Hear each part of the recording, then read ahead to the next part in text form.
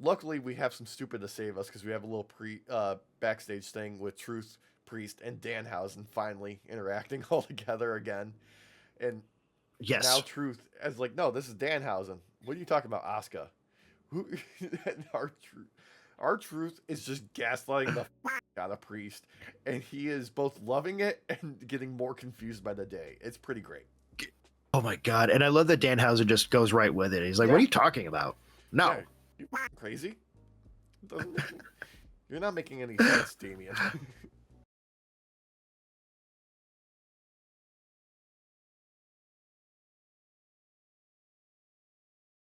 I was like, just put that right by the door, please. So the question is, just the makeup or the mask too? The makeup. Okay, that's fair. Yeah. Honest reaction, a reasonable reaction to be weirded out and a little put off by seeing someone, wearing just random splotchy eyeshadow. Mm-hmm. Much like the reaction we're all having to the build to WrestleMania. Oh my god, Alex, you are so correct. So spot on. Dude, what the... I'm trying not to curse right in the beginning. Not in the first minute of the podcast. But what the absolute hell is going on at WWE right now? I don't know. The only good part, Walsh, of any programming is Danhausen now. That's it. And maybe Obafemi. Okay, Obafemi, Danhausen, Kit Wilson. Kit Wilson's great. Uh-huh. And I'm going to give it to the CM Punk promo this week. I mean, yeah. It was a better part of Raw. It was yeah. Like, as far as, like, work shoot promos go, solid. Mm-hmm. We got the phenomenal Pat McAfee moniker that somehow we have never had before. I'm surprised by that, actually. It was really good. I don't know how any of us didn't think of that. Yeah. Legitimately, the feud for WrestleMania has shifted between CM Punk and Roman Reigns to now CM Punk and Pat McAfee. Yep. Yeah. Because Roman's not there. Yeah, well, because Roman's never there. That's his issue. He he's on that Bork laser contract, brother. Nah, because he's been there a number of weeks between the Rumble and Mania. Actually, so is Brock. Yep. Yeah. Which means we won't see him till SummerSlam probably. Oh, guaranteed. Guaranteed. You know what? If he's there for SummerSlam, he better just be there for a Gunther retirement match. Hey, or just put over Jay as being the new tribal chief or something. No, I meant Brock. Oh, Brock. Yeah. No, yeah. Brock.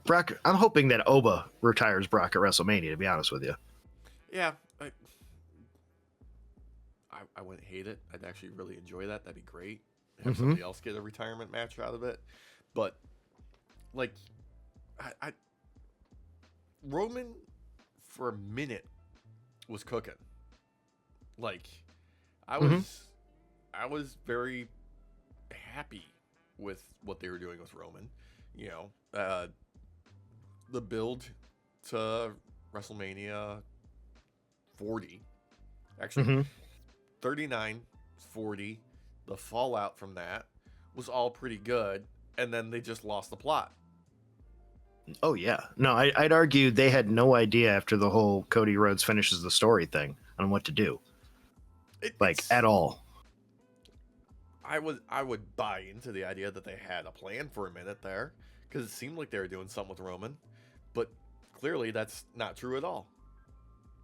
I want to believe that, but we saw Roman start to evolve a little bit, and then it just stopped. It just kaputted before Survivor Games. Yeah, but like Roman could cut a promo for a bit there. Lately, it's just generic bullcrap. Like, it's phoned in. I think because honestly, no one cares about this WrestleMania. Legitimately.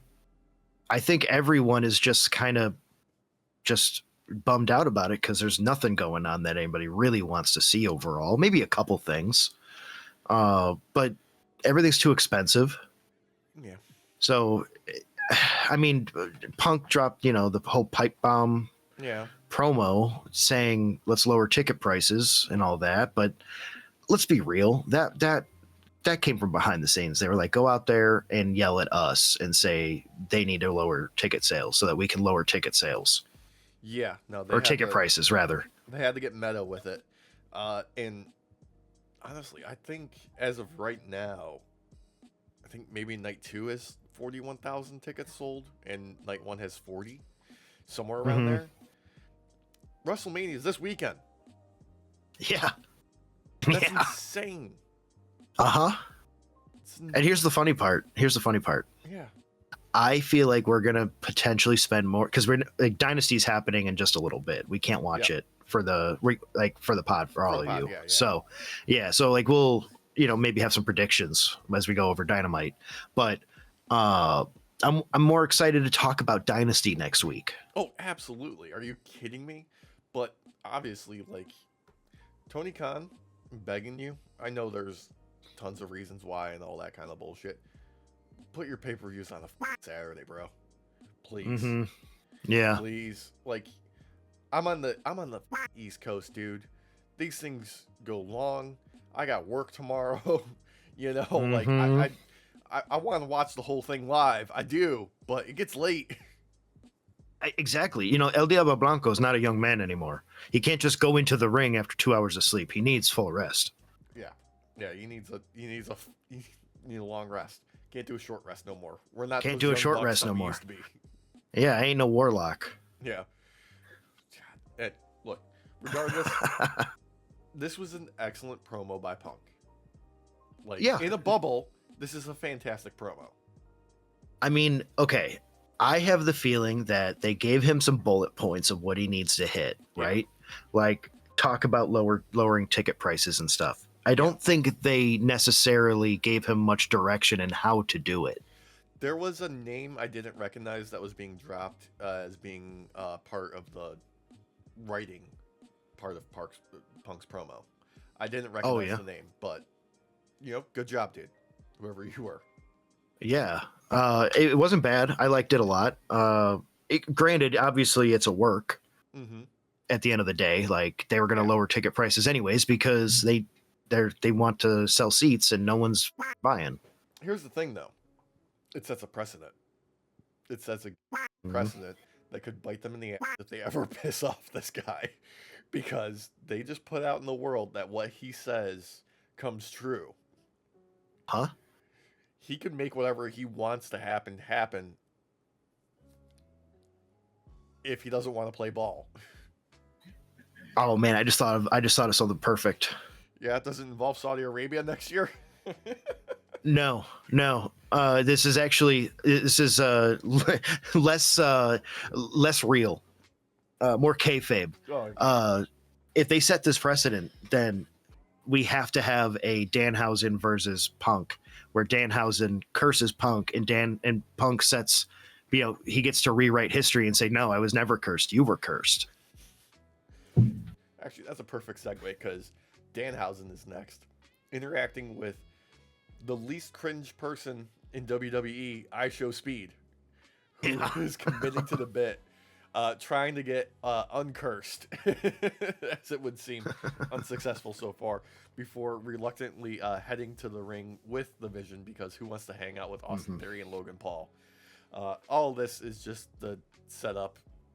LA Knight taking on the Vision, because that's what they're gonna do, and then we're gonna get the Usos involved because they're kind of on the same side right now, but not, because he's still got like side eyeing them because they're hanging out with Roman again. But Roman's not here, so it doesn't matter because he's never around. Yeah. The best part of this was literally Danhausen and IYO SKY when he's begging him to uncurse him. Look, the best thing I can say about the rest of it, though, is LA Knight still doing decent, and the Usos are like, they put their working boots on. They're trying. Yeah, and you can't discount Theory as well. Theory is actually a really good wrestler, technically. Didn't feel like he cared about this match though. He seemed disinterested, to be honest with you. I was disinterested. I had zero interest. I really didn't care. I don't know why. Alex, this is like a theory of mine, an Austin theory, okay? I believe that a lot of these wrestlers, their morale is really low leading into this WrestleMania, and it's starting to ooze out into the rest of us as we watch. You might be onto something there, because like Theory has shown glimmers of having some charisma. But yeah, no, because I don't want to discount the kid. He's got Riz. He just doesn't know how to use it. I don't think he knows how to make this gimmick work. I don't think he wanted this gimmick. I don't think he's wanted a lot of gimmicks they've saddled him with. Yeah, this one, it's really unfortunate, but I think he knew the writing on the wall too. This was a very boring thing. Yeah.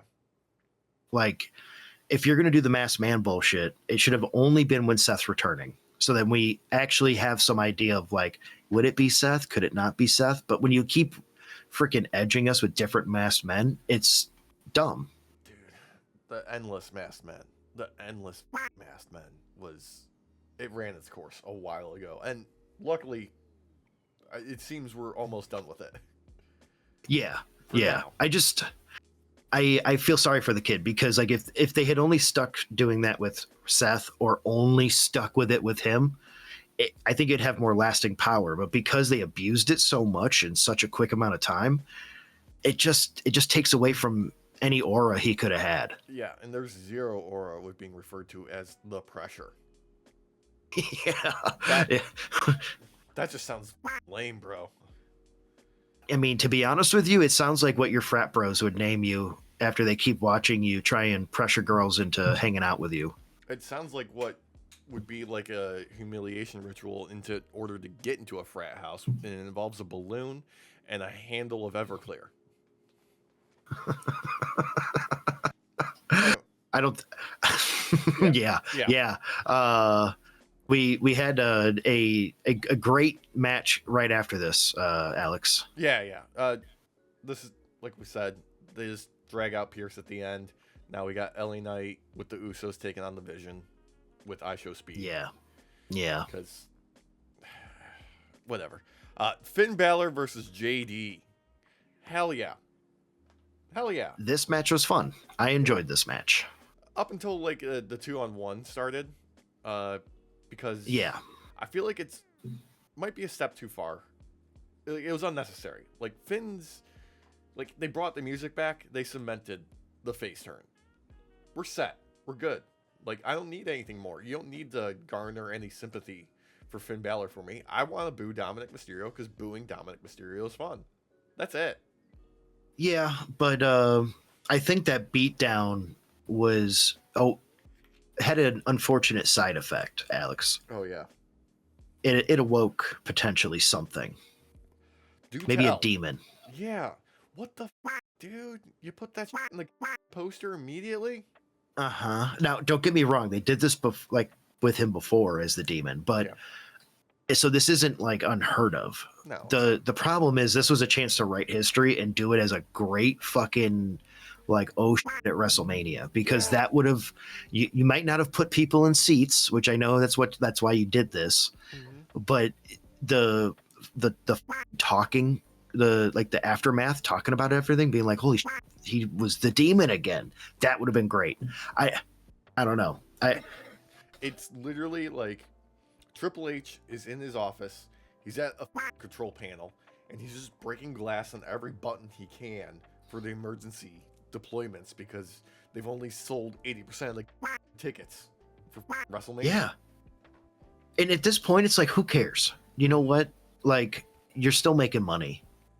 Sure, the shareholders aren't getting as much money going into their pockets, but screw them. Like, this should be about the fans. It should be. It won't be. And they're still going to somehow twist it into, like, the biggest gate ever for WrestleMania by jacking up the ticket prices, so it's the most money they've ever made. Damn. Yeah. And And they're gonna walk someone out to embarrassingly tell us how many people are in the stands. It's gonna be John Cena. It's the one thing he's gonna do on the show. I know right. they announced him as God. the host, but that's like the one thing he's gonna do. He's gonna open up the show and he's gonna announce the attendance. You're so right. I hate that. Yeah. Because they're gonna be like, you know what? Paul Levesque is tired of being booed when he walks out to give the numbers. Yeah. So we're gonna have your debalded come out there and do it for us. Yeah. Anyway, there was oh my God. a little pre-tape segment with AJ and Becky. It was fine. I enjoyed this. Yeah. I'm not gonna lie. There was like I was kind of surprised in how it went down. So it starts off with AJ going for an interview, and Michael Cole can never finish an interview. Yes, I was gonna say, like, Michael Cole gets like half a question out, and then here's Becky just mocking the shit out of him. Yeah, about how he's the worst interviewer ever, and then she sits down to interview AJ, and I gotta admit, this was like a fun, different kind of promo. Yeah, like I just wanted more of this. I want more the same level of care and attention throughout the builds. Mm-hmm. It's just like they go so long in between like moments where you're like, oh, that was really good, that you kind of forget about the stuff. Yeah, well, I'm not gonna lie, I forgot about this until we went to do the podcast. I totally forgot that this segment happened. Exactly. And then I saw my notes and I was like, my note says I really like this. Oh God. But I really enjoyed it because you have a crash out Becky trying to get under AJ Lee's skin, and AJ for a moment has a look on her face like she might be getting under her skin, but then it turns real quick into a sly smile as she turns it right back around on Becky and is like, just remember, as your daughter's watching WrestleMania, she's going to be watching her favorite wrestler, and it's not Becky Lynch. It's AJ Lee. Yeah, hey, look, that family's got some bars, okay? Dude, I enjoy their rivalry, and it sticks out, even though it's technically, for all intent and purpose, I would say it's a mid rivalry overall. Yeah. But because this has some of the most care and attention right now, it's one of the better ones in WWE. It's being elevated by sheer willpower at this point. And it's not because of creative; it's because of the ladies. Yeah, absolutely. Yeah. Absolutely. Speaking of ladies, we got Bayley facing off against Lash Legend, just because we're doing stuff with the women's tag division for WrestleMania season. Let's have some people pair up and have a match and stuff like that, and then we'll bring out like other opponents for some shenanigans, because Charlotte and Alexa are there, and not consistent with alliances the past couple of weeks really at all. No. So no, I don't know. It makes the matchup more interesting in the aspect of like, oh, hey, nobody gets along, but they could potentially for like 2 minutes. I honestly believe this match is what we should have had the previous week with the shenanigans. Yeah. This one makes more sense because you actually have Bayley and Lyra like not happy that Bliss and frickin' Flair are out there. So yeah. Because that's how you would react when somebody screws you over. Friends or not. Yeah. Like, come on. Yeah. The match was okay. Basically, at the end of the day, what happens is Bayley gets her ass beat for a while, and then shenanigans happen, and then Lyra does her own shenanigans to mess up Lash in the moment of about to basically secure the victory. Yeah. And that gives Bayley an opportunity to then clinch the win, essentially. Basically, yeah. It's boilerplate booking. There's nothing wrong with it, but there's also nothing really where you're gonna be like, yeah, I'm super excited for their next matchup. It's just like keeping things moving at a fast pace. And yet, sadly, still one of the better highlights of the night, technically. Well, there wasn't much wrestling, because following that, we had another Seth Rollins promo. Because he's got to address Paul Heyman and Gunther. He doesn't even get anything out there because Gunther just comes in from behind, goes to choke him. Seth turns it around, puts the choke on Gunther. There's a brawl. I'll give him credit. It's always goated when somebody's having a brawl in a suit. So shout out to Seth on that one. I always love it. It's fucking amazing. Money suit too. Oh yeah, he looks great. But decent little pull apart. Not the best ever, but it was good. It was good. Yet it doesn't explain still why this is happening. Like, no. We even get a moment after this where Gunther goes back to talk to Paul Heyman, and Gunther's basically like, you're going to be owing me a pretty huge favor, even though this is like personal for me. Yeah. Why is it personal though? Why? Because this makes no sense unless you're going to retire his. I don't get it. Still got last Raw before WrestleMania. Maybe we'll get something there. This might be one of those things that they will just say there's a big mystery behind and then just forget about it. Yeah, or just never address it whatsoever to begin with. Just be like, yeah, it's personal, but I don't want to say why. Is this going to be another like callback to, CM Punk's favor with Paul Heyman, and Paul Heyman's going to walk Gunther out? Oh, maybe. Because we know that would be such a stupid favor, but yeah, that would make sense. Yeah, because we know Brock and Oba are going on first. Because Brock isn't hanging out all day. He wants to go home. Yeah, he wants to go back to his ranch in Minnesota or whatever it is and hunt elk or whatever the he does. With his teeth or whatever. Yeah.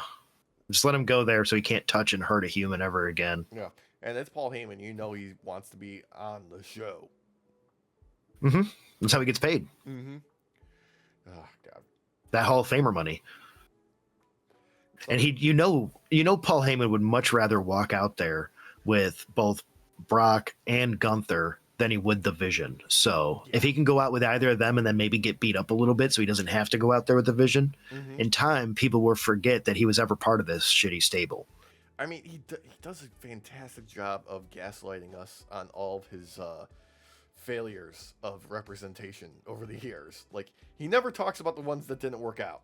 He's always putting over the ones that, no, they were successful. Let me remind you, I'm the reason they were successful. Yep. Yeah. Yep. He's a very good. He's always been a good gaslighter ever since ECW. Yeah. That's part of the reason why ECW lasted so long. Because he's an old school carny. For real.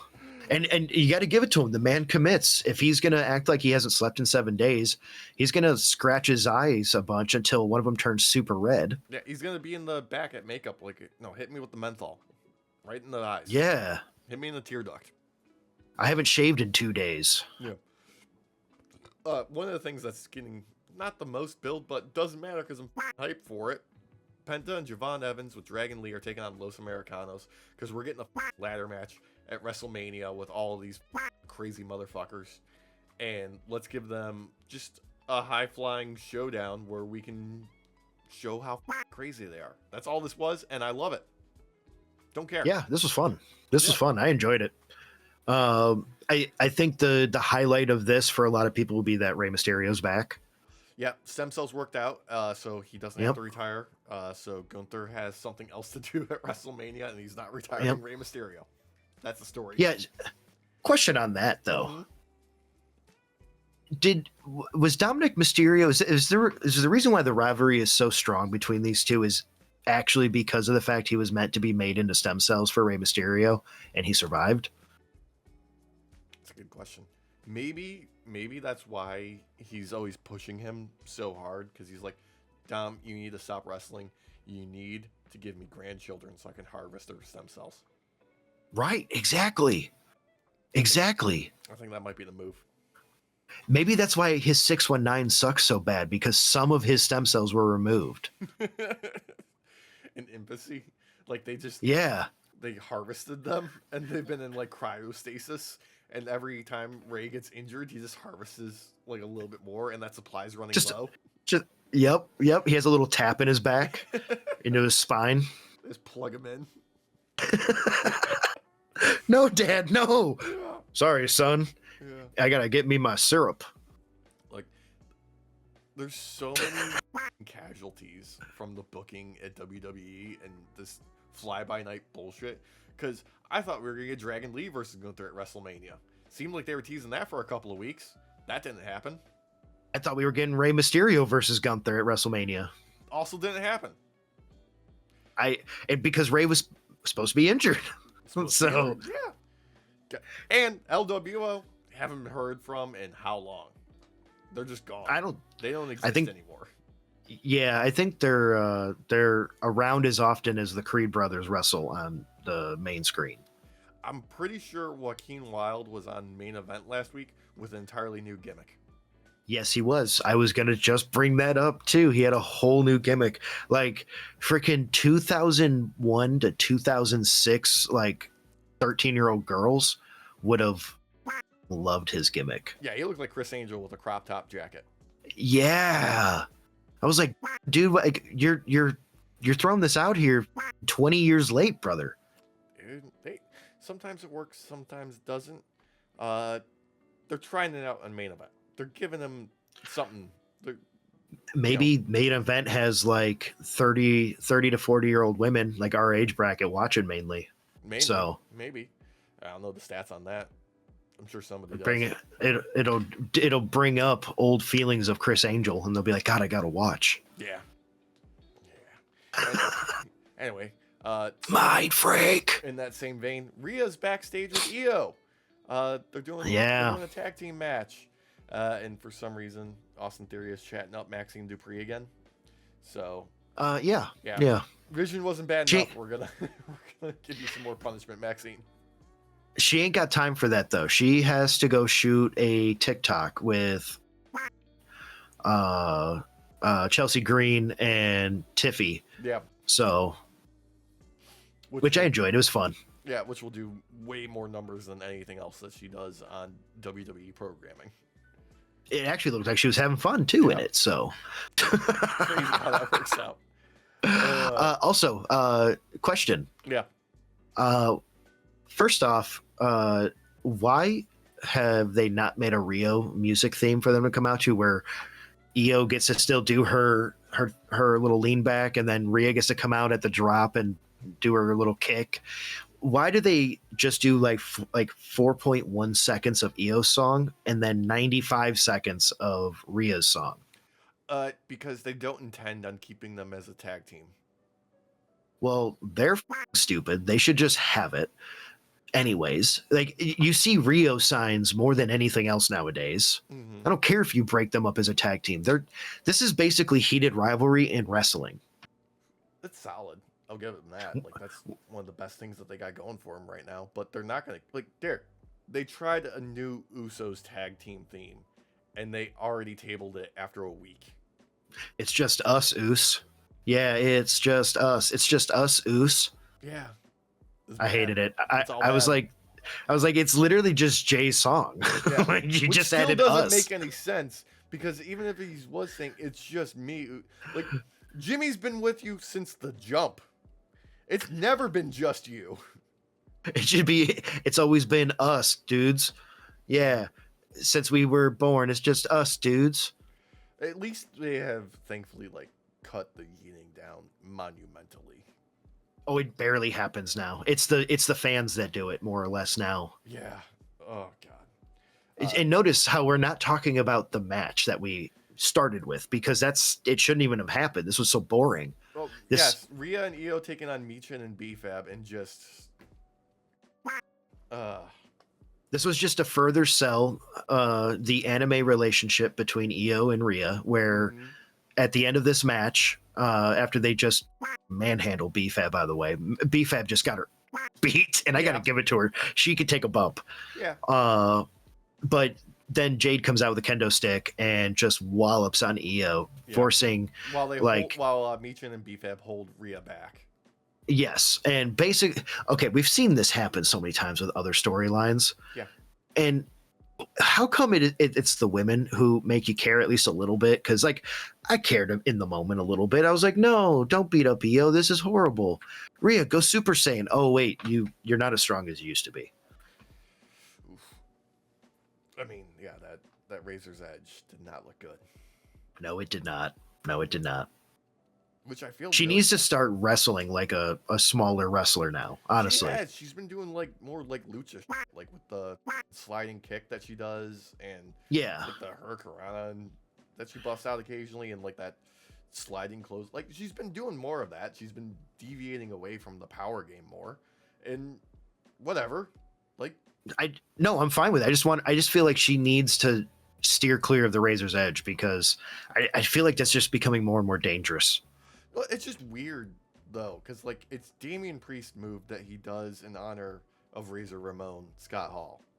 Mm-hmm. So like you're doing your friend's move, who is doing it to honor somebody else. Like it. Yep. Like it's one too many steps. It's too many degrees of Kevin Bacon for that.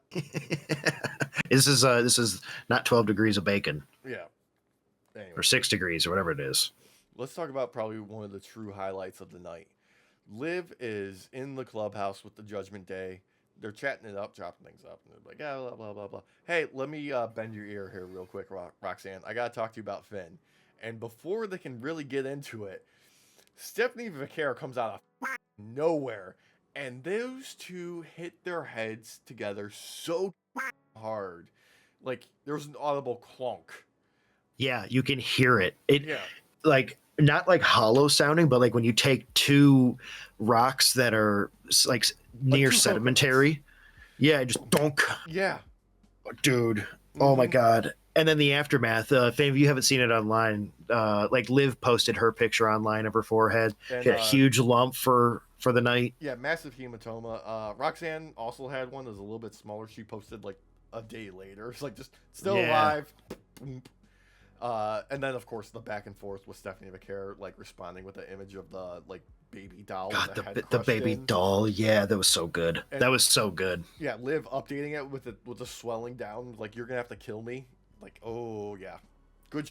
Yeah, that was good. Highlight of the night in many respects. The funny part is the aftermath of all that had people just fuming on Reddit, being like, "Oh, Stephanie Vaquero's not safe." It's like, no, they accidentally bonked heads. Yeah, it happens. Like, yeah, okay, look. I'm not gonna look. You could have killed him. It's a thing. Yeah. Yeah. You know, there's a well-known wrestler that had that same injury, and they had to remove his brain. Yeah. Yes, they did. Yeah. So. But this is why we have concussion protocol now. Yeah. Things happen. What do they always say? It's not ballet.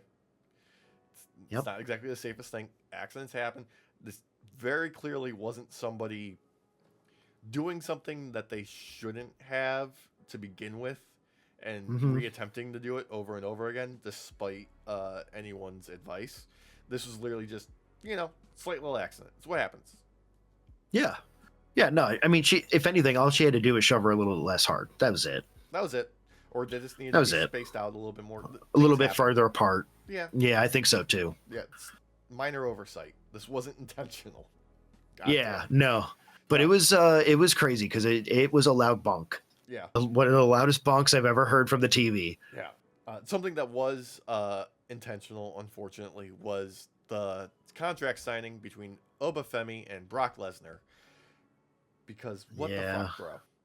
What the fuck? Okay. I don't like Brock. We've covered this. But I appreciate the work.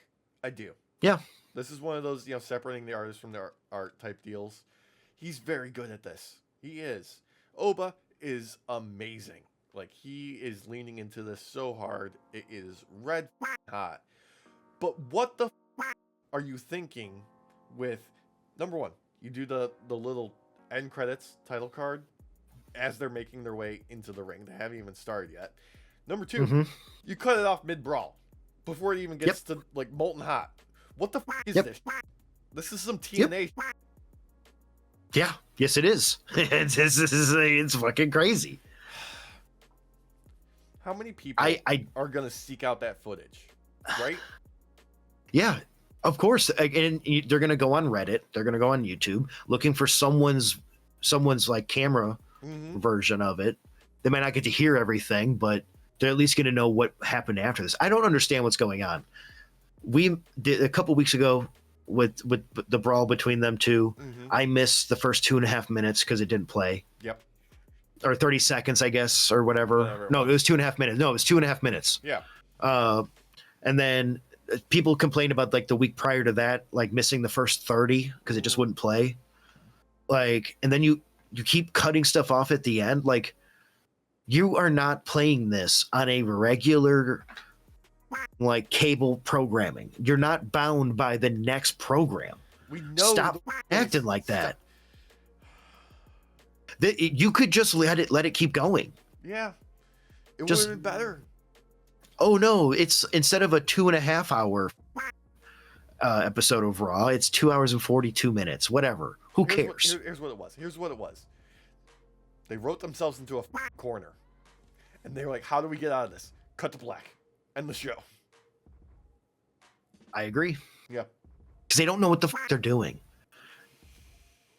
and which is fine when you're someone who like revels in the chaos, like Vince did, who just didn't matter. He can just change things like a minute prior or during, what have you.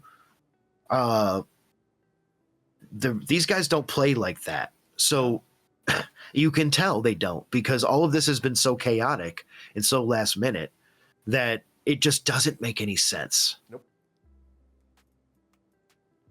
Especially when you are playing by old rules when it comes to TV. Like, you are on streaming now. You are not bound by whatever is coming up. Like no one's waiting around for like Psych to come on afterwards. They can go watch Psych whenever they want. Yeah. Which they should, because it's a great fucking Which they should. Yeah. Yeah. I watch that. It's great. Yeah. And the movie. Yes. But that's what I mean though. Like they're playing by old rules with this and it's really affecting the product. It, like a year ago, we were saying like Raw captured a good kind of magic with like this sort of semi-controlled chaos.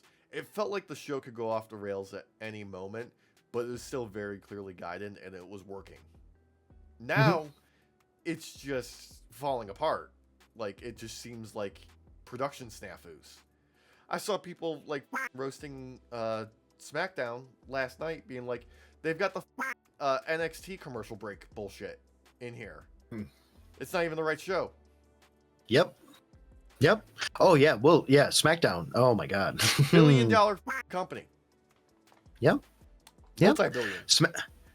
I don't mean to bring up like any other like YouTube channel and stuff that talks about this, but like What Culture Wrestling. Yeah.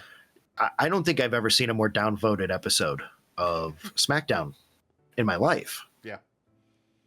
That thing just was abysmal. I think it had 3 ups by the end of it, which I agree. It maybe might even be too many. I mean, that's Simon Miller, one of the most positive people on the planet. Exactly. We're shitting on stuff. He doesn't shit on stuff normally. He's just like, hey, it could have been better. They could have done this. They could have done that. I do enjoy his TikTok series that he does where he acts like he's in the production truck during promos and he's coaching the wrestlers through the terrible promos. And he's telling them, it's like, nobody talks like that. Why did you say that? No, tell them this. It's great. I love that. Simon Miller is one of the best people on the planet. Unfortunately, let's keep this gravy train rolling. Let's roll right in the SmackDown, because it was also just dog shit. It was awful. Dog shit. Opening up with the biggest star they got. Oh wait, hang on. We got to do a recap of Pat and Cody and Randy last week, and then we got to show Cody making his entrance, and Nick Aldis telling him, "Hey, don't touch anybody." And then he's also got to tell that Jelly Roll. Why the fuck is Jelly Roll back?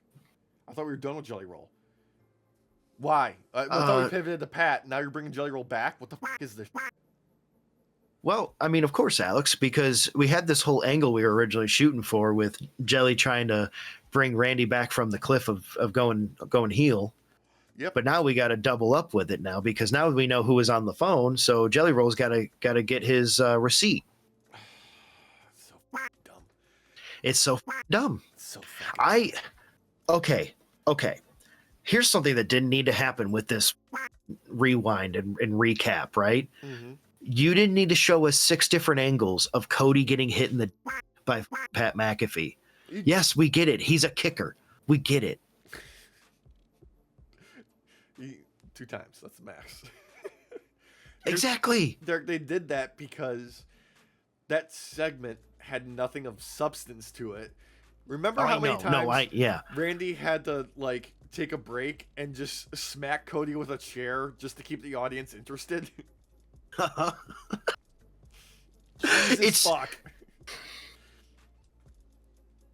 This is, like you said earlier, this is TNA. Yeah. So this is not professional. Did they rehire Vince Russo? Like they heard the bot comments saying we want Vince, and they thought they meant Vince Russo and not Vince McMahon? Is that what's happening? Oh God! What if they just cloned Vince McMahon and like his brain, and they've hooked it up to AI to simulate matches, and this is what we're getting? No, they didn't do that. This is the real Vince. It's old, disheveled, melting wax Vince hooked up to Chat GPT through the because he's into that. He's basically that lady from the second season of Fallout that's hooked up to the machine all the tapes. I don't remember her name, but I know exactly who you're talking about. I don't either, but I don't want to give any more away because like people, you should watch the second season of Fallout. It's so good. But he's her. We're talking about Fallout, which ended weeks ago. Before we want to talk about WrestleMania. Because it's better. Well, this is what I mean. Of course, it's better. The downfall of all professional wrestling, televised professional wrestling in North America, is it's a 52-week-a-year product, which means they got no off season, they've got no breaks, they've got no chance to reconfigure, they got no time to plan out. Actually, they're just making it up as they go. Yeah, which you can plan for the chaos. Yeah, you can plan for the chaos. You can be like, oh, in case something happens, we have this as a backup that will start pushing. They don't even have that. No, they don't even have like. This is like opening up your disaster preparedness kit and finding a half-eaten granola bar in there, and that's it. Yeah, and that might even be too much. The granola bar is Pat. Yes. Yeah. Yeah. You know what? Yeah. Yeah, because you're right. It's just straight granola. Like there's no chocolate chips, there's no raisins, there's nothing else in there. It's just straight granola and horse glue. Yep. Yeah. They didn't even pay enough to use honey as a binder. They just use sawdust and horse glue. Yeah. God. Anyway, Rhea comes out there to cut a little promo to set up Io facing off Jade. Yeah. That's all it was. Quick, short, to the point, move on. Okay, what are we doing? Oh, more women's tag stuff. Bayley had a match on Raw, so we're going to have Alexa and Bayley wrestle this week. Which... Yeah. Solid. Yeah. Solid. Not bad. Solid match. Pointless, just solid. That's my thing. This whole thing didn't need to happen. Nope. Didn't need to happen, but you know what? It's women getting time to wrestle on TV. Yeah, and it's nice to see Alexa not take L's when she's wrestling solo. Yeah, that's true. Cast your mind back to like her like world title runs, and like they really put a rocket on her for a long period of time. And I guess she wants to be in the tag division. Yeah. She's having fun with Charlotte. They're doing great. I enjoy seeing them paired together. I don't hate it. Mm-hmm. It's fine. No, we've talked about it in the past. Like this brought out a part of Charlotte Flair that I don't think she could have done on her own. No, I don't think she could have turned face on her own. Definitely not. Not at where she was, like career-wise before this. Absolutely not. Absolutely. Yeah. Not. But this is fantastic. It's a breath of fresh air. It took a best not friend to really bring that out in her. Yeah. Speaking of bringing things out, we finally brought out Royce Keys. Yeah, Alex, to face off against Berto. To squash Berto, okay? Let's be real. Well, yes. Yeah. It's too late. The fans in the stands didn't care. No. All the talk I've seen this weekend, everybody's like, why didn't you do this the week after the Rumble? Why did you do this the week ahead of WrestleMania if he's not going to be on the WrestleMania card? Again, They don't have any plans. They're throwing him out there hoping that he can be like a life preserver to some degree. And I don't see why. I don't know why I feel bad for the guy. Yeah. Because yes, he's a big meaty boy. You expect him to go, places up on the card and stuff because you expect and remember the times when big meaty boys always made it up there. But they've used him for like 10 dark matches and then this and the Rumble. Yeah. Might not even be 10. It might be 6.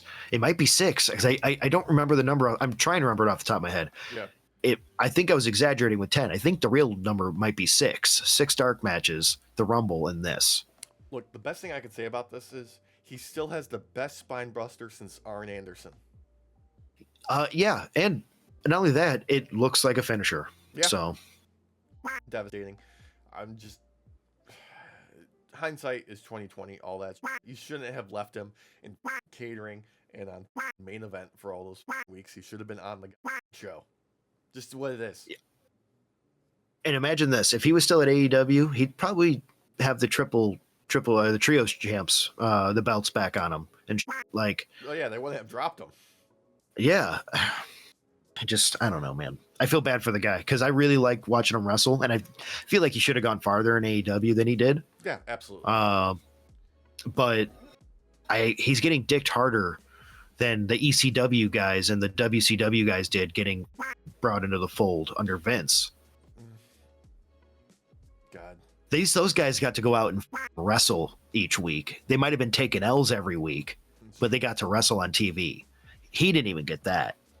God, you gotta hope he's got guaranteed money in his contract, right? Like seriously, have guaranteed money in his contract because otherwise I would be fuming. Like I know he said he wants to retire at WWE and he wants to go more behind the scenes when he retires from in ring and stuff and work there and all that. It's like they heard that and said, well, why don't we just get straight to the behind the scenes? We don't need to put you on TV. We'll put you in the PC. We got a WWE Performance Center shirt already picked out for you. It's the right size. You can fit those big beefy arms and man titties in there. Yep. And you remember all those people saying online for weeks that they're just getting him acclimated to WWE style. Bullshit. No. Bullshit. Danhausen had a match on regular TV before he did. Well, I should say a match. He was on regular TV before Royce Keys. That's an excellent. Danhausen debuted later, has had more promo and more in-ring time. Yep.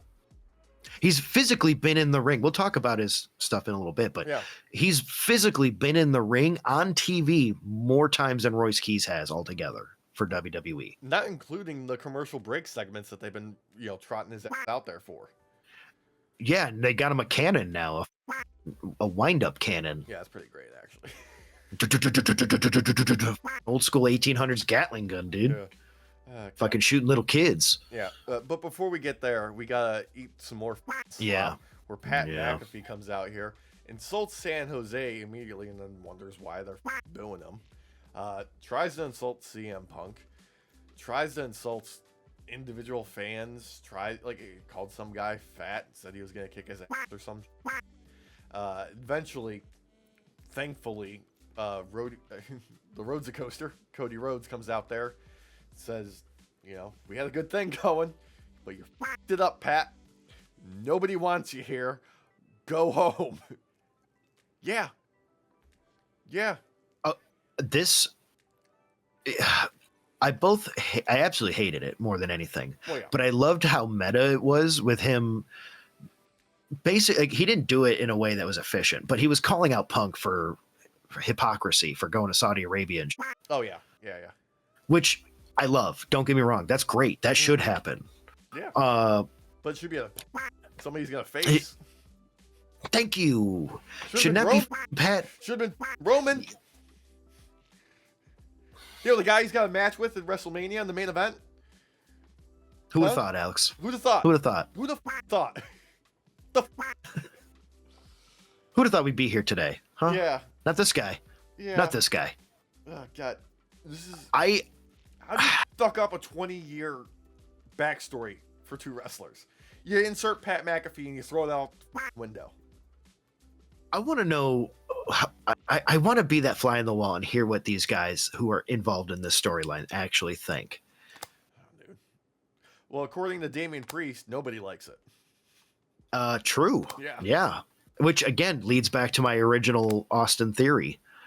The morale is so low that it's oozing out of the screen to the rest of us, and it's causing us to just be disillusioned even more. Like, I don't think anybody is taking credit for anything that Pat's written. I think it's all just been Pat. God, probably. Yeah, because it's also nonsensical and all over the place. Like the thing about the Attitude Era and Cody being like, that was 30 years ago, Pat. Nobody cares anymore. Orton wasn't even technically in the Attitude Era. He wasn't. He was in the Evolution Era. Oh, God. It started off as a meme, but we really are in the Ruthless Depression era.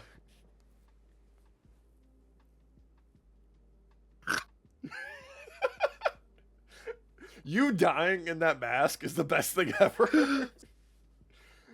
Audio listeners are missing out.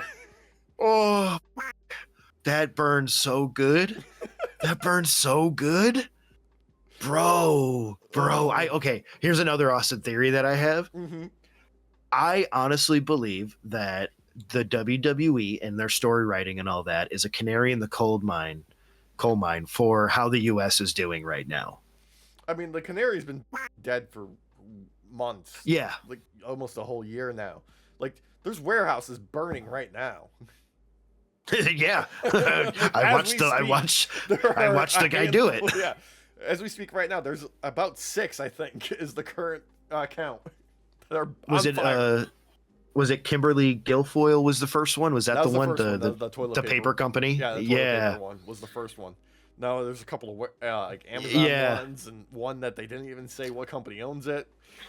Somebody threw a Molotov cocktail into Sam Altman's house, and then the news showed us where he lived.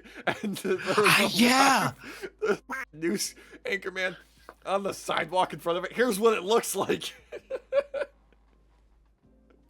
That's on level of unmasking a lucha.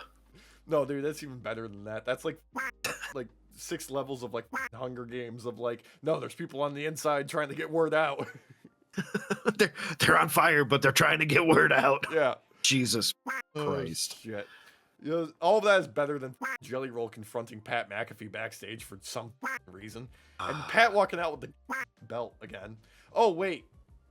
I forgot the most important part, Derek. Go ahead. Pat had to tell the crowd that he talked to the people at RAM. People that make RAM trucks. You know RAM. Yep.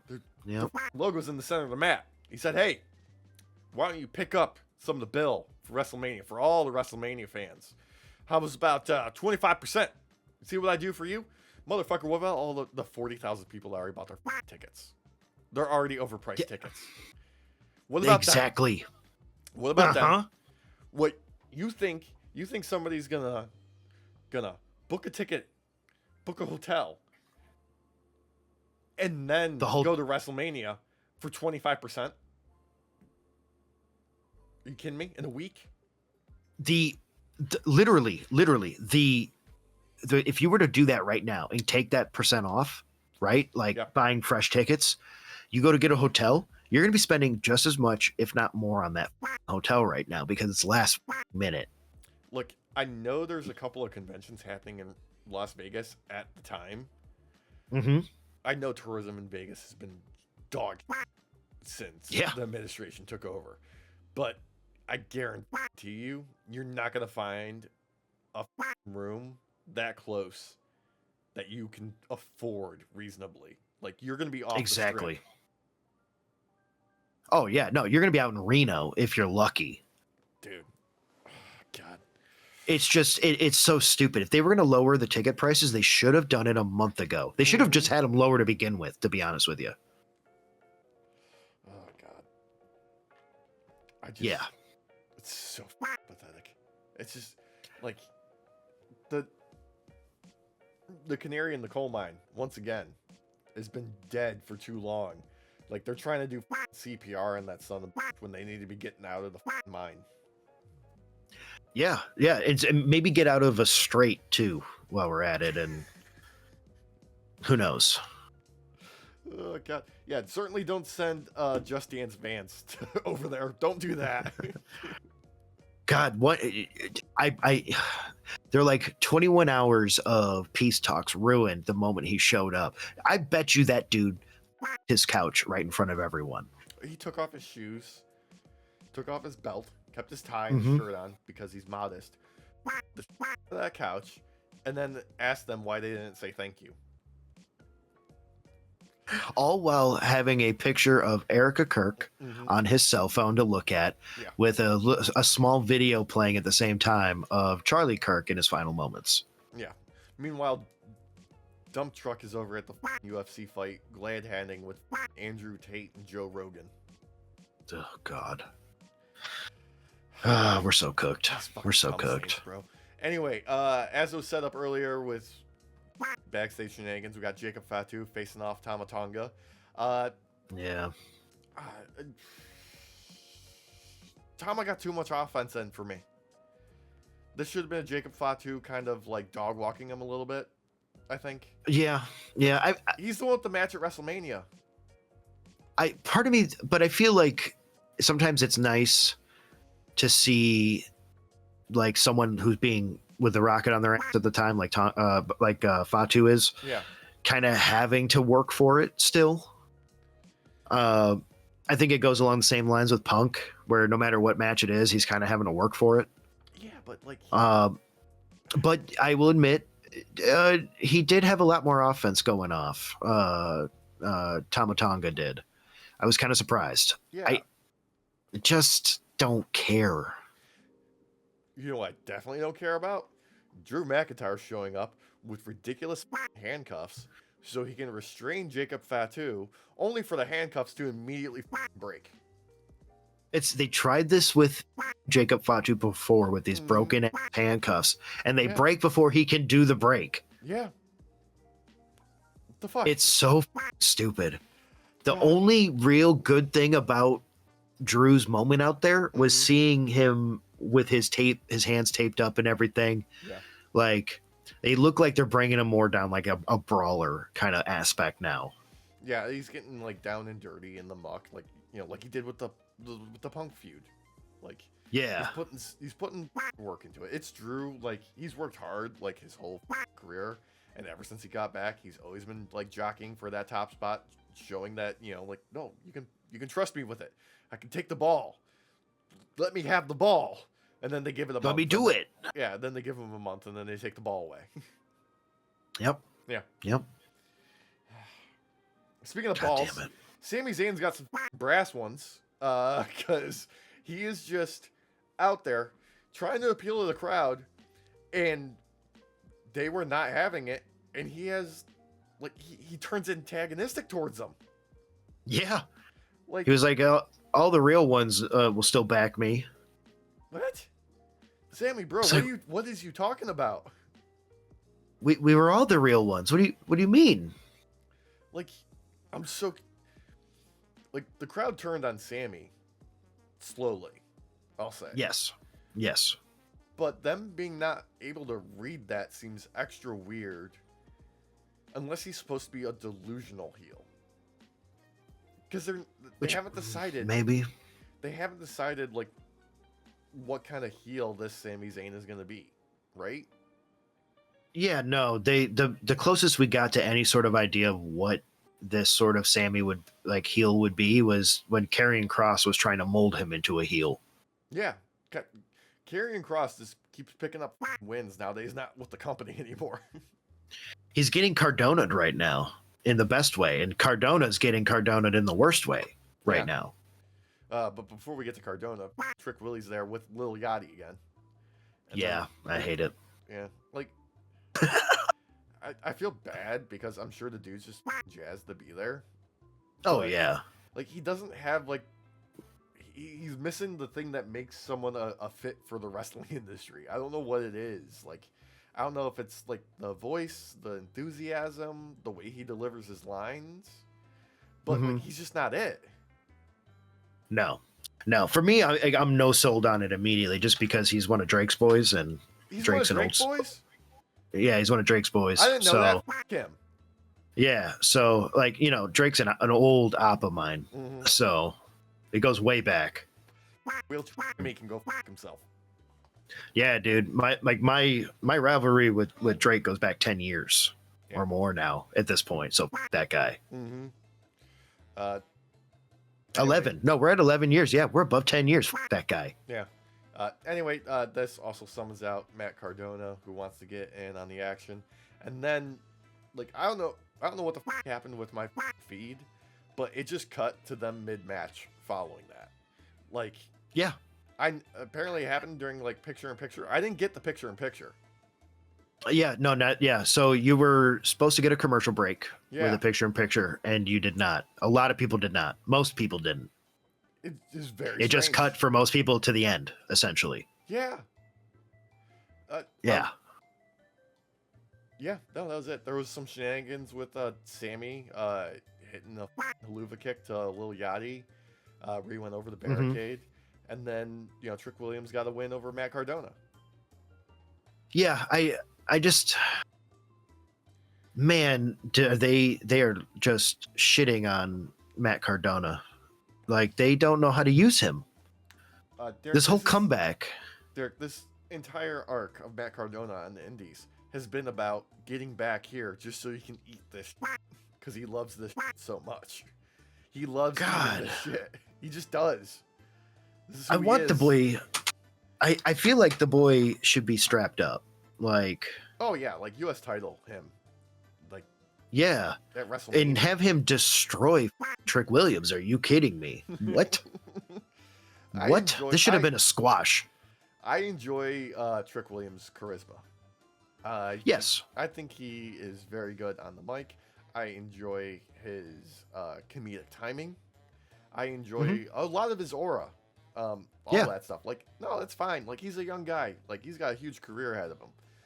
You want to put like the little like water wings off to the side and see how far you can swim? Do it. Yeah, like I just he bores me as a wrestler. Like, in the ring, it's so boring. Like, Cardona was the better part of this match.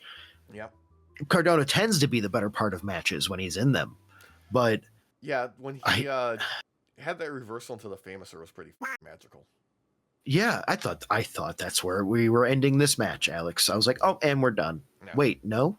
No, he's not high enough on the card for his finisher to be an actual finisher. It's so stupid. So stupid. It's just how it is.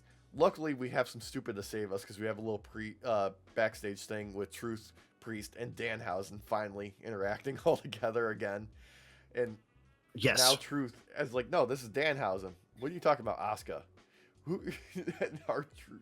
Our truth is just gaslighting the out of Priest, and he is both loving it and getting more confused by the day. It's pretty great. Oh my god! And I love that Danhausen just goes right with it. He's like, "What are you talking about? No, you crazy? You're not making any sense, Damian." And then Damian turns away to look at Truth, and then turns back to Danhausen, and Danhausen is gone again. Yeah. I love how they have R-Truth explain how to use the ESPN app in order to watch WrestleMania, because that doesn't make it any less confusing. God, that deal with ESPN was so stupid. Like, it was such a great deal with Peacock. Dude, wasn't it? It must not have been, because they didn't want to go back. It was great for the fans. Let me just put it that way. It was monetarily, they might have hated it, but still, I don't care, because I'm not paying no $30 a fucking month. It really seems like both sides are regretting the deal. Yeah. I just, oh my God. Yeah. But at least we have Truth. Yeah. gaslighting the out of Damian Priest. Yep. And Damian Priest fighting for his life to not break character. I love it. Dude, he's losing that battle every week. Every time. Yeah. But more importantly, we got the in-ring debut of Danhausen versus Kit Wilson. And Danhausen's here, Alex. Danhausen is finally here. He's finally wrestling. And he is showing that he is no slouch in between the ropes. Like, solid suplex. He might need a better finisher. Because a lot of people already use, like, that running kick. Like the big boot or claymore or what have you. He might need just something more unique. But doesn't matter because that's not what his real finishing move is. Apparently, his finishing move is you wait for your opponent to climb the top rope, then you curse them, and Pyro shoots them up the ass and kills them. And they crotch themselves on the way down. I loved it. It was so good. It's so dumb. It's great. I'm going to go out on a limb here, and I'm going to argue, especially in comparison to the last 2 months of SmackDown, not only was this the best match of the night, this was a perfect match in comparison to all the other SmackDown matches in recent history. Dude, how about the Heartbreak Kid callback with Danhausen sliding out of the ring and putting his arm around the Miz? What the dude? It's just like it. He's like, hey! Yeah. Goofy wrestling is the best wrestling. What the God, it's so good. So good. And the Miz was great in this. He's an op of mine, but I gotta build a boy up when a boy's been good. And God the Miz was one of the better parts of this match too. Yeah, all three of these men. Yeah. Kit was hitting some great hits the whole match. Yeah. Absolutely. Like, it's just, it becomes clear who's having fun at work when you watch a match like this, because they were having fun, and they were, all of them, and the crowd enjoyed the out of it. There were times where the Miz kept smiling when he shouldn't have been, and I was just like, he's just having a good time today. Yeah, dude, he's bulletproof at this point. Let's face it, he can do whatever the he wants. Nobody cares. It's the Miz. He's been around forever. He doesn't get injured. He'll do whatever they want. He's got extra shows with them. He's hosting American Gladiators, for fuck's sake. I know. That's why I'm kind of wondering if he's going to be retiring sooner rather than later from in-ring stuff as much. Yeah. And just be more behind the scenes because he's got Gladiators and all that. I hope it's successful because that show's got Wardlow and Rick Boogs and I think Camille on it.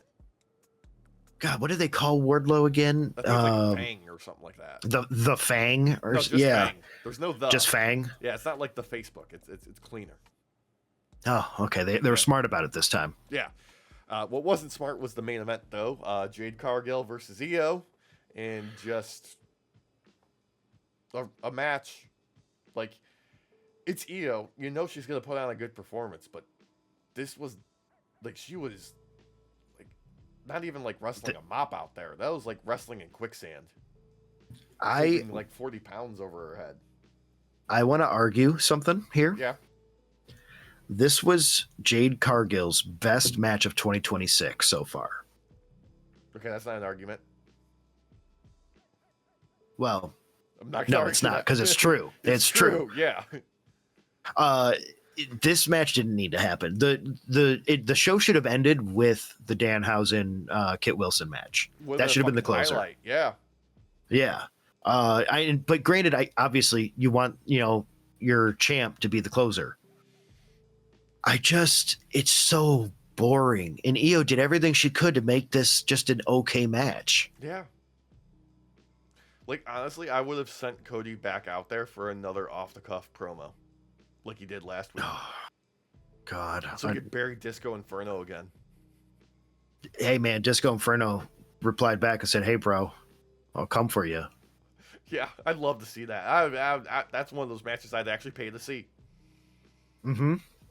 It would be on par with me seeing, like, I don't know, an MJF versus Nick Nemeth kind of match. You know what? Let's talk about that now, because Jesus Christ, LOL TNA is never been more true than it has been currently. Holy bro. Yeah. So, for the folks that don't know, I think we covered a little bit of the MJF Nick Nemeth like little back and forth on Twitter over the past like 2 weeks, because they were setting up the match put on by Create a Pro, which is where MJF cut his teeth, so to speak. That's where he did his training earlier on in his career. They like to do these little like live house shows for a lot of their in-house talent, and they'll call in favors from seasoned pros and people who are on TV to draw some eyeballs in there and build a bit of a house. Not last minute, but close enough to. TNA pulls the plug, says you can't have any of our talent wrestle any AEW talent. Yep. Excuse me? Your talent's on a per appearance contract for the most part. You pay them dog. They're not even like, part of the reason they work for you is so they can take outside dates wherever and whenever the they want outside of like the 2 days a month that you guys actually film a show. And if you even let them wrestle at those shows. Yeah. Like, what? Come the on, dude. This is some petty bullshit. Like, I like MJF's response where he's like, "Fuck you, I'm still going to be there. So, if Nick Nemeth wants to show up regardless, I'll be there waiting for him." Basically saying, call his bluff. Yeah. I can't imagine that any of the talent are happy about this. I can't imagine, like, I've seen a lot of responses to this. Obviously, we had the initial, like, MJF, like, Twitter post about it, and then he went on Busted Open the next morning and cut just a hell of a promo, just burying the entire company, but putting the talent over. Yep. Wonderfully, like he does. I saw the response from the folks over at Create a Pro and Pat Buck, who is double duty. He's talent relations or talent manager at AEW, and he's also one of the coaches at Create a Pro, who put out a very tempered take, but still like read the riot act to Carlos Silva. Yeah, I was gonna say this was like a kind way to bury your opponent right here in this moment.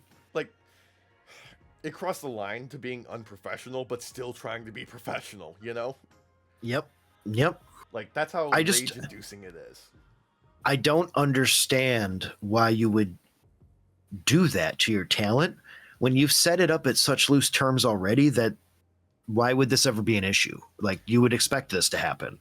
Like, I know, like, competitive landscape and, like, the measuring contact that happens between different promotions and things like that. You don't do that by making promises and then pulling the plug.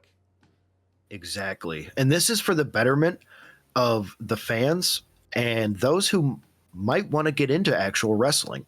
Yeah. This is you're fucking over young talent that are learning to hopefully work for you. And you have one of your best bumpers that you are pulling the plug on from being able to be there. Yeah. This man has set the standard for taking bumps. He might have set that standard a little too high. He's too good at taking those bumps. I know. We bitch about it all the time that he should have been farther along in his other parts of his career. But truth be told, if you're going to learn to take a bump from someone, it's going to be from Nick Nemeth if you get the opportunity to choose. Yeah. And here's the glowing silver curtain to all this. TNA Rebellion happened. They were in an arena set up that could house, I think, about 12, maybe 14,000 people. They were set up for, I think, 4,000. Guess how many fans they had there? I'm going to say maybe 2. Yeah, 2,000. Yeah, 2,000 fans in an arena that holds 10,000 more than that. What are you doing to yourselves? And people want to say that TNA is on par with AEW. Oh, no. TNA is the number 2 promotion, Derek. You didn't hear? You didn't hear that from Eric Bischoff? No, I didn't hear that. Apparently, I must have been somewhere else. Just like someone else's was I keep asking where their wife was on January 21st, 2021. January 6th, 2021. January 6th, yeah. My numbers are getting mixed up. I'm getting Steinered. Yeah. I'm getting Steinered. Oh, God. Just embarrassing. Just Silva, go yourself. You know what? If you want to act that way, pay your wrestlers a livable wage without them having to be on TV to get paid. Yeah.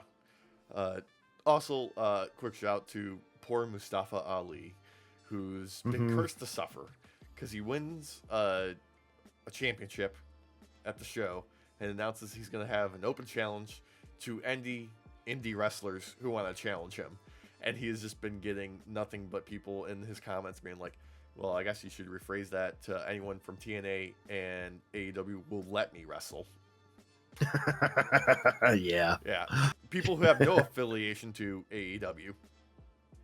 Yeah, I'm sorry. Does that mean NJPW wrestlers aren't allowed either, or CMLL? Definitely not. You can get some AAA those. Some AAA folks.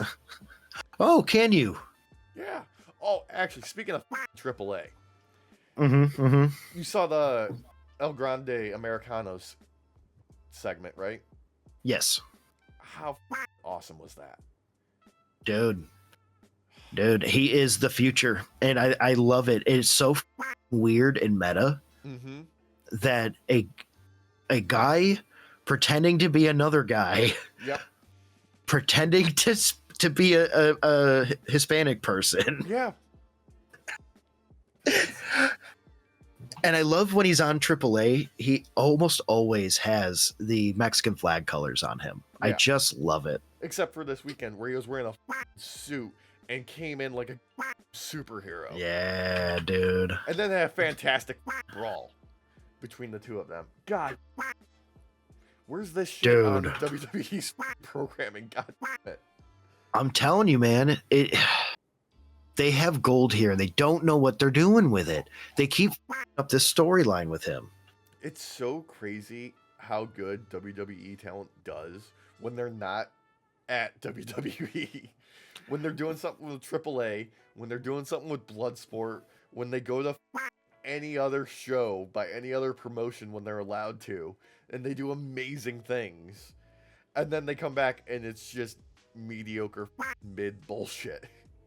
God damn. Like, I wish AAA was longer. Don't get me wrong. Yeah. It's like an hour. You get like an hour. Yeah. Maybe hour and a half at best. You get so much in that short amount of time. Like, do they use their time efficiently? Who the think, 10 years ago, that the best booker that we'd have in WWE would be the Undertaker, and he's booking luchadors. He's booking luchadors.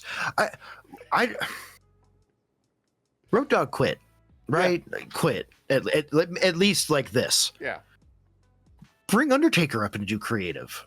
The guy clearly gets it. Yeah. Somehow, like, he just zoned in, knows what the people want, and delivers. Oh, Big God. fucking surprise. Right. I mean, granted, he's got he's got like a good handicap helping him out there, though, with them being all like luchas who have fun in the ring. Yeah. And they're super talented. Dude, God, there's some great talent there. Another thing, I feel like Lola Vice is about to be on the main card, one of the main shows.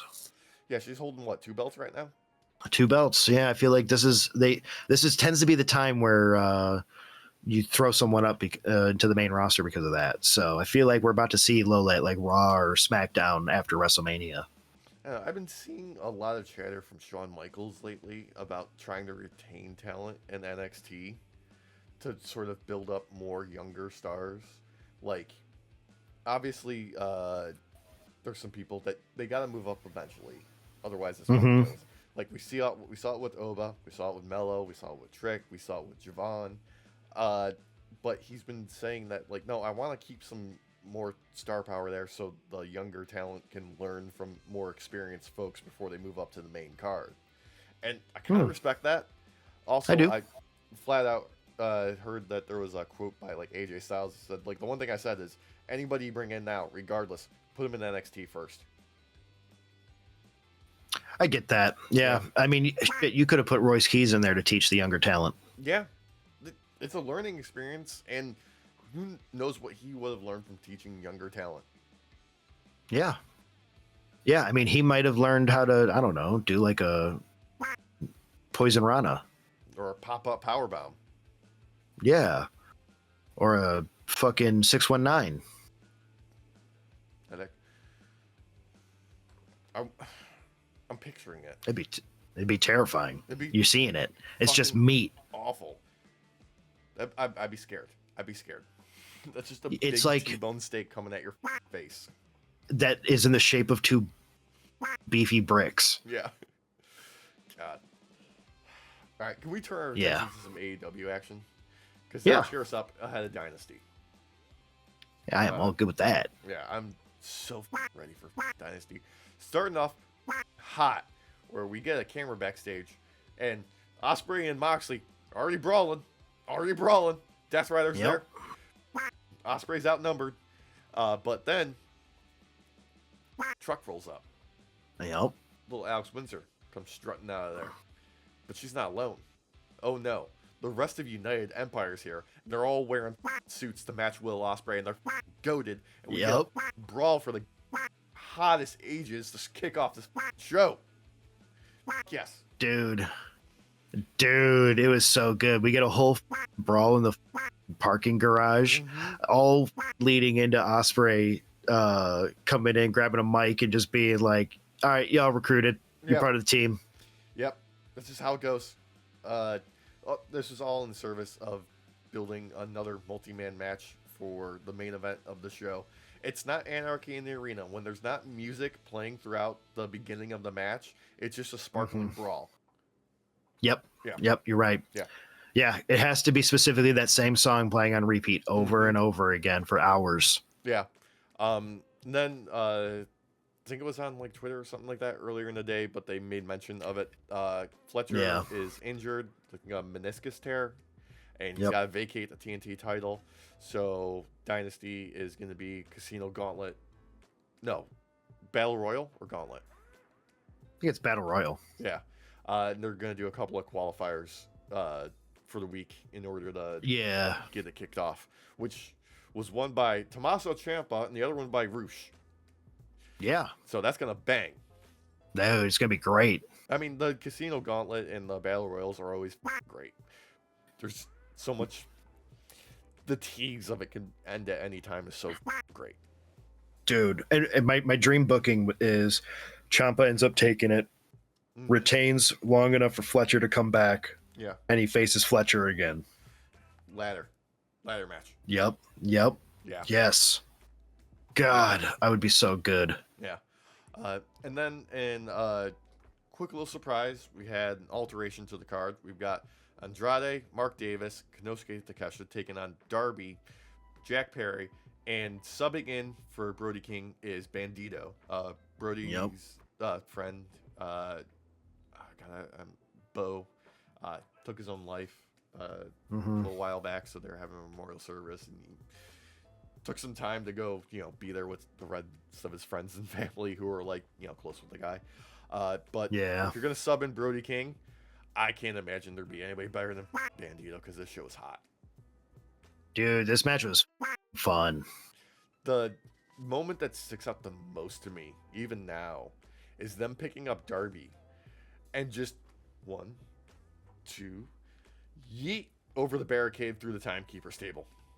Well, off into the Timekeeper's area and just hitting the table. I was gonna say it was kind of just in the area. Yeah.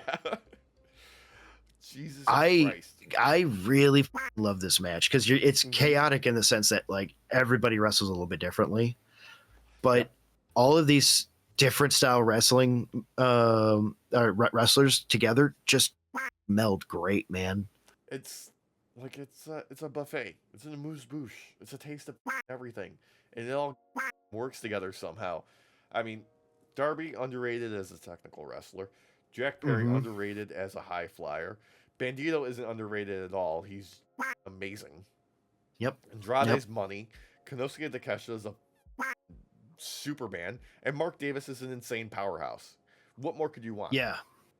Honestly, if we don't get a face turn for Takeshita, can we have him and Andrade team up for a little while as a tag team? Because I like that. Hell, dude, did those two wrestle well together? They're both are in Like, everybody's in top form right now. Everybody. They're just clicking on all fucking cylinders. I love it. And then there's more to love, because we got Willow Nightingale defending against a returning Queen Aminata, who hits like a Mack truck, and I love it. Yeah, dude. She has some of the stiffest hits. I love seeing her back on the ring. It's great. It's been too long. I'm glad she's healed up. I'm glad she's back. This was very much a one-sided match in the beginning, though. Yeah. Aminata came back to destroy. Yeah. It was and great. She got to do that for a little bit. But, eventually, Willow, she's got that, championship level up now, where she could win with a backslide, but instead she, does her finisher, the Babe with the powerbomb, and just plants her. It's good. It was great. And you know what? I liked the handshake after the fact. That was good too. I in character for Willow, of course, but not so much for Aminata. Like, I mean, she's kind of like she was skirting. Forth, Yeah, I was gonna say she was skirting a heel before she left. Yeah. Although now we got Sheeta hanging out, lurking, trying to find her moment to strike, which is great. There was also so good, which set up. I think she teamed up with Statlander on Collision. So there was another little tease there too, where I'm like, ooh. Well, I love that she was just in the crowd. Yeah. During this, like, you just like the camera just pans to her. Yeah, it's Dark Avenging Sheeta. She's just around. Like, you don't know where she's gonna be. She's just there somewhere. Oh God! Like speaking of being there, go ahead. Yeah. Oh yes. Jericho, yeah. Chris Jericho, is getting a little warm reception. They're in Canada. It could be expected. Makes sense. He said he wanted to sign a new contract in the same place where he started, just 100 kilometers away. Loves pro wrestling, so much so that he got in the best shape of his life again, just so he can make a return, make it possible. He just wants to build and help AEW make pro wrestling better. And then motherfucking Ricochet and the rest of the demand, Bishop Khan, Toa Leona show up. You're like, yo, what the fuck are you doing here, bro? What the fuck are you doing here? And then Jericho, being Jericho, obviously gets the verbal upper hand on Ricochet, makes a ball crack, and then busts out one from the old Dusty Tome. Ricochet, you just made the list! And the crowd eats it up. Yeah, they were happy. They were real happy out there in Edmonton. I mean, they're Canadian. Jericho, it's to be expected. Yeah, I don't care so much for Jericho. We know this. Yep. I just constantly want an answer to where his wife was on January 6, 2021. Derek, it doesn't matter. She got pardoned. And didn't. Oh, that's true. Didn't reoffend. That's true. She is free to recrime. Yeah. Look, whatever they're doing with Jericho, as long as they keep it at this level, I'm okay with it. Just mid-card, silly nostalgia bullshit. Yes. Keep him away from the main event. I'm happy. If he's just here to have a good time, fine. Yeah, obviously. Because, like, old school Chris Jericho was great when I was growing up. So if we can just have some fun, then good. And if we get a little bit of Baldy Boy going out on top, I'll be happy. Yeah. Like, have him, just have some, little feuds here and there. Nothing heavyweight, just fun, silly shtick. And I'll be happy with that. Yeah. I don't need anything more from him at this point. I don't want any more from him at this point. Yeah. We want more of, though. Ciampa versus Mascara Dorada. Oh, this match. As Jacob Fatu would say, all gas, no brakes with it. These guys which could have gone like another hour, it felt like. This was like a pay-per-view level match if they had let it be. Like, the only thing needed was more time. I feel like they didn't give it more time because they wanted us wanting more to tease us for another match down the road that's going to be like stepped up and even crazier. These guys can go. Dude, like, we already seen how Dorada is. Yeah. We know Dorada is just insane in the ring. Mm-hmm. And a lot of AEW fans, if you weren't watching WWE product and watching Ciampa over there, you're still getting kind of acclimated to how long Ciampa can wrestle for. Yeah. Yeah, those 20-minute pointless matches that he used to have built up quite a gas tank on the guy. Hey, dude, like if they need to give him like a gauntlet match, just of his own, where he just stands in the middle of the ring and just waits for guys to come in so he could just lay waste. And in between them running in, he's just hitting the ropes until Roddy Strong comes out, and then the both of them are just doing that thing where they're doing the opposite ropes at the same time. Yes, the back and forth. Yes, but it goes way too long. and it just ends up turning. They both just stop and stare at each other, and then they're like, "Well, what do we do now?" And then they start running again. And then they both turn and just face the door for the next guy. Yeah. All the time in the world for that. All the time in the world for Christian Cage with a mic in his hand. Because Cope and Christian come out to address the crowd, particularly FTR, and tell them what's going to happen at Dynasty. Look, I don't care. I don't care what happened post this. I don't care what happened anything else besides the fact that Christian Cage decided, I'm going to lean on the ropes. I'm going to say, I spent some time with the mothers of Cash Wheeler and Dax Harwood. And by spend some time, I banged the shit out of them. Just so we're clear, I f***ed your moms. Oh my God, I was so good. And then they get beat down, obviously. Yeah, because FTR comes out. And they have some backup with Trent and Rocky Romero for some reason. I guess they're affiliated with the Don Callis family. Yeah. The funniest thing about this whole was them holding them. And Stokely hits a spear. A Bobby Lashley style spear, because he does like the bounce off and roll through. I know. Celebrates like he just won the World Series. He put more effort into that spear than Jay has put into his cardio for all of 2026 and 2025 and 2024. Yeah. Yeah. I know some people were like, this was just filler. I still needed this. It was a nice little sorbet. Look, this is what I've wanted from Cope and Christian this entire time. So I am happy as a pig and with this stuff. Okay? This is what I wanted. I am happy with this. Give me more of this. I will not get tired of this because it hits the right notes without it not just being nostalgia bait. Yes. Like we're still getting some nostalgia mixed in, but it's like a seasoning. It's just sprinkled in. It's not in your face. This is like, the Scrubs reboot or the Malcolm in the Middle reboot, where it's just like, no, we're just bringing the characters back. They're older. They're more seasoned. We're going to do the callbacks, but they've changed. Yeah. But it's still the right vibe. Question on that. How long until Frankie Muniz forgets that he played in the reboot of Malcolm in the Middle with Bryan Cranston? You know what, dude? I'm going to give that dude credit because I don't remember jack shit I did when I was like 10 or 11 years old anymore. I remember a lot from that time. Not everything, obviously. Yeah. But I think I would remember being on a TV show. No, he does. He does. That quote's been taken out of context for years. I know. It was a joke. Yeah, I know. He's gotten very tired of the joke, so that's why, just like the Kurt Angle joke, I've retired it. Nothing's ever retired for me. No, you're Ric Flair.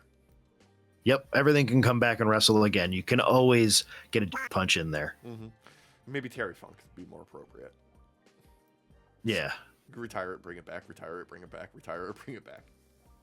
Anyway. I want to hit Hall of Fame, retire, come back, hit Hall of Fame again, retire. I just want to do it over and over again. Other Hall of Fames and get moment Hall of Fames, get inducted as a part of a faction Hall of Fame.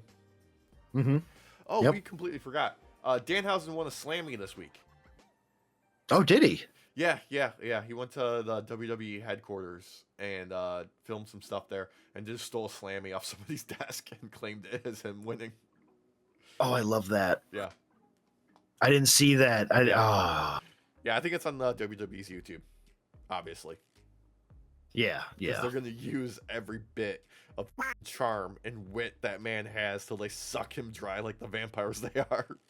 Seriously, they are just milking him like a starving cow. Yeah. I'll tell you who's not starving us with this main event where we got United Empire versus the Death Riders in just a brawl.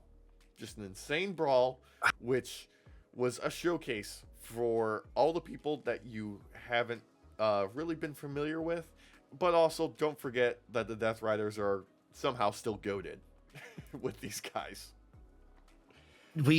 So if you didn't get to see this match, it goes off the rails immediately. Yeah. A ladder gets brought into the ring. Yeah. Akira jumps off the ladder and takes like everybody out. Might as well just say everybody. Yeah. And then it cuts to break. Like you got this like slammed in your face, and then you're like, oh, I get a moment to breathe. Yeah. Not once, but twice. 2 insane feats of strength from Claudio in this match.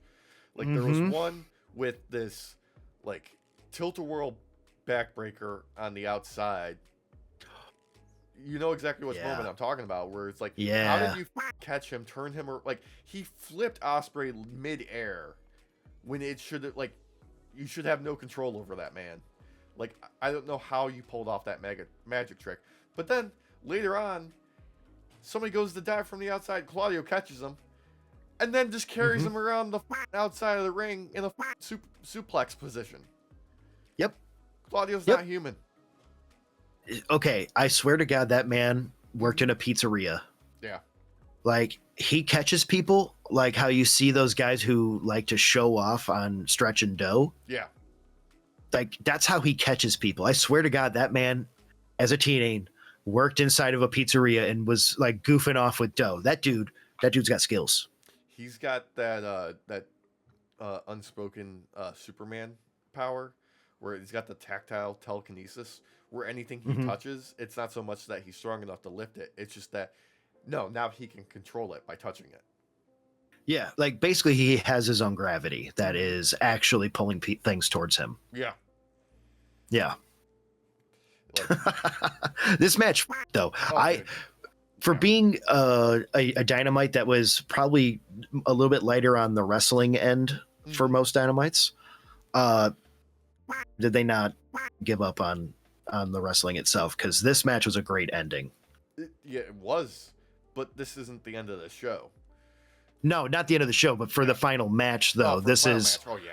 Yeah, this is a great like ending match because you getting chaos, you're getting dude. Mox took some heavy bumps too. By the way, Mox is a bumper, and I loved like the post match like beatdown where they're trying to get out of there, and like he collapses in the chair just before Claudio gets him over the barricade, and he's just, like looking bewildered and kind of really enjoying it too because it's Mox and he's weird like that.